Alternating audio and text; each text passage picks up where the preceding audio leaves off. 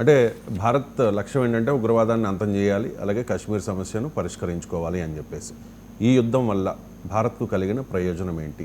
అసలు ఈ యుద్ధం వల్ల భారత్కి అనంతమైన ప్రయోజనాలు వచ్చినాయండి. నేను చెబుతుంటే మీకు ఆశ్చర్యం అవుతుంది, ఏంది ఇంత అనంతమైన ప్రయోజనాలు, ఏంటి చేసింది ఏది కనపడతలేదు అనుకుంటారు కదా. చూడండి, భారత లక్ష్యాలు మీకు చాలా మంచి లక్ష్యాలు పెట్టుకుంది. ఎందుకంటే పాకిస్తాన్ ఇంక ఎట్టి పరిస్థితుల్లో on whatever that pretext ఏ నెపంతో కూడా టెర్రరిజాన్ని కలిసి చెయ్యలేదు, దాన్ని ఉత్ప్రేరకంగా వాడుకోలేదు భారత పాకిస్తాన్ల మధ్య.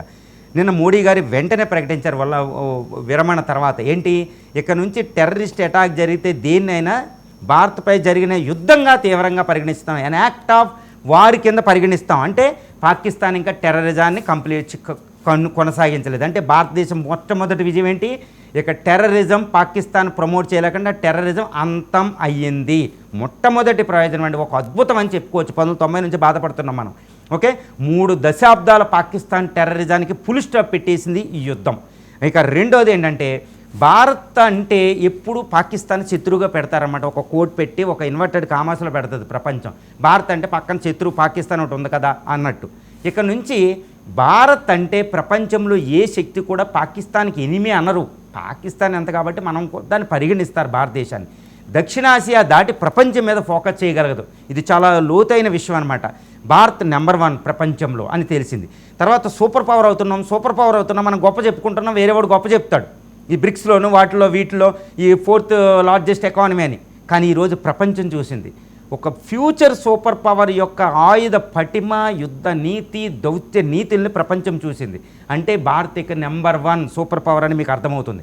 ఎందుకంటే ఒక అణుదేశాన్ని ప్రపంచంలో 12వ శక్తివంతమైన దేశాన్ని కేవలం 3 రోజుల్లో మట్టి కరిపించేసాం భారతదేశం. ఇది ఒక అద్భుతం. రెండవ ప్రయోజనం ఏంటంటే, భారత ఐకమత్యం ప్రపంచానికి తెలిసింది. ఇది ఒక యుద్ధం, ఒక దేశంగా ఎంతో, నేను ఒక మాట చెప్తానండి, యూనిటీ ఇన్ డైవర్సిటీ అంటారు. భిన్నత్వంలో ఏకత్వానికి భారత ప్రతీక. దీన్ని మినియేచర్ ఆఫ్ ది వరల్డ్ అంటారన్నమాట. ప్రపంచానికి ఒక సూక్ష్మ రూపం అంటారు. ఇక్కడ ప్రపంచంలో ఉన్న మతాలు ఉంటాయి, అన్ని కులాలు ఉంటాయి, అన్ని భాషలు ఉంటాయి, ప్రాంతాలు ఉంటాయి, అన్ని దేశాల కింద ఉంటుంది. కానీ యుద్ధం వచ్చినప్పుడు చూడండి, ఒక దేశంగా మనం ప్రవర్తించాం, ఒక ఇండియన్ డిఎన్ఏగా ప్రవర్తించాం. భారత ఐకమత్యం ప్రపంచం చూసింది. భారత ఐకమత్యం చూసి ప్రతి భారతీయుడు ఉప్పొంగుతున్నారన్నమాట.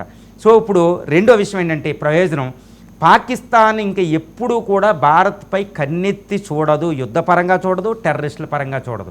ఇది పాకిస్తానీ ప్రజలకు అర్థమైంది. ఇప్పుడు పాకిస్తానీ ప్రజలే ఆర్మీని, ప్రభుత్వాన్ని చెండాడుతున్నారు. అంటే ఇంకా ఎప్పుడూ పాకిస్తాన్ భారతదేశాన్ని శత్రువుగా చూడదు. ఎన్ని ప్రయోజనాలు సిద్ధించినాయి. ఇక అసలైన ప్రయోజనం ఏంటో తెలుసండి, సింధు నది మళ్ళీ భారతదేశానికి తిరిగి వచ్చింది ఈ యుద్ధం మాటున. దాన్ని ఇంకా పాకిస్తాన్ మాట్లాడే ప్రసక్తి లేదు.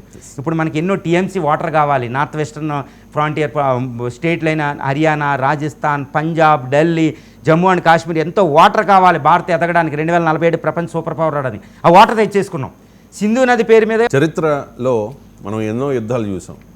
భారత్ పాకిస్తాన్ల మధ్య 4 యుద్ధాలు జరిగితే భారతే గెలిచింది. 47, 65, 99 అండ్ 71 కూడా. మరి ఇప్పుడు 2025 భారత్ పాక్ల మధ్య యుద్ధం జరిగిందా? మరి చరిత్ర దీన్ని ఒక యుద్ధంగా పరిగణిస్తుందా?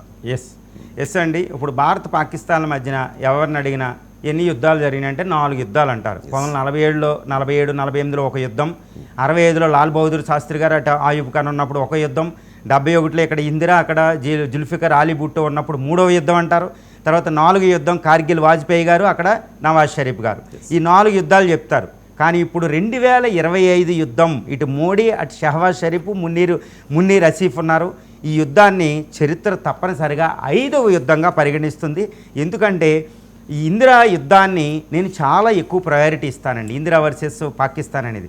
ఇందిరాగాంధీ పాకిస్తాన్ని 2 ముక్కలు చేసిన యుద్ధం, అద్భుత యుద్ధం. ఇందిరాగాంధీకి తిరుగులేదండి. ఇక 2025 యుద్ధం, 71 యుద్ధం అంత యుద్ధమే కాదు, స్విఫ్ట్ మోడర్న్ వార్ కాబట్టి. కానీ ఒక అద్భుతం, ఎందుకంటే పాకిస్తాన్ అనుభూతాన్ని తీసేసింది, పాకిస్తాన్ శత్రుత్వాన్ని తీసేసింది, టెర్రరిజాన్ని తీసింది. ఇది చరిత్రలో ఉండగలిగిన యుద్ధం అన్నమాట. చాలా ప్రయారిటీ ఉంటుంది. ఇది యుద్ధమే, ఆధునిక యుద్ధం, Swift and short term war కాబట్టి.